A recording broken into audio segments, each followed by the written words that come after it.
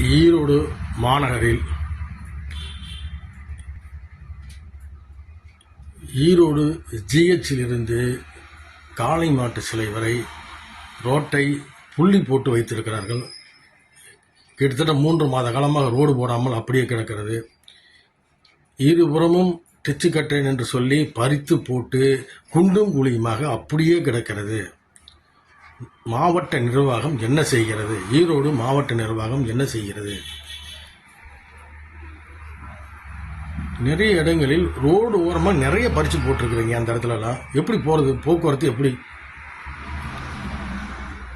நாள் ரோடு அருகேவும் அந்த மாதிரி தான் குண்டும் 2 பக்கம் சாக்கடைகளை பறித்து நோண்டி வச்சிருக்கிறீங்க. மீன் கடை அப்படியே போனோம்னா ஓடை ஓரமாக மீன் கடை இருக்குல்ல, மீன் கடைக்கு எதிர்த்தாப்புல டிச்சு கட்டுறேன்னு பறித்து போட்டு இன்றளவு நாரிட்டு கிடக்குது. பயங்கரமான குழி, ஒரு 10 அடி பள்ளம் இருக்கும். அதில் தண்ணி 5 அடி 6 அடி அந்த சாக்கடை தண்ணி தேங்கி கிட்டத்தட்ட 2 மாத காலமாக அந்த பக்கம் போக முடியல. வாடை பயங்கரமாக இருக்கு. மாவட்ட நிர்வாகம் அதுக்கு உண்டான அதிகாரிகள் ஏன் அதை பார்க்கவில்லை அல்லது கண்டும் காணாத போல் இருக்கிறார்களா? சரி, அதை விடுங்க.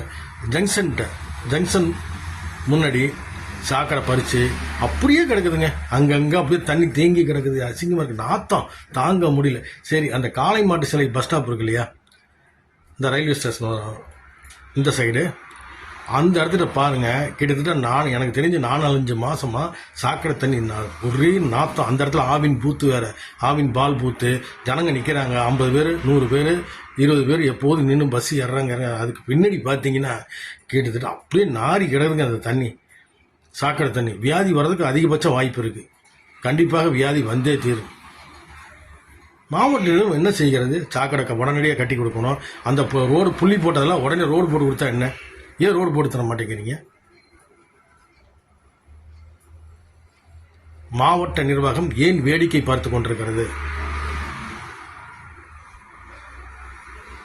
உடனடியாக புள்ளி போட்ட ரோடு போடு தருமாறும் அந்த குண்டும் குழியுமாக இருக்கும் சாக்கடைகளை உடனடியாக சரி செய்ய வேண்டும்.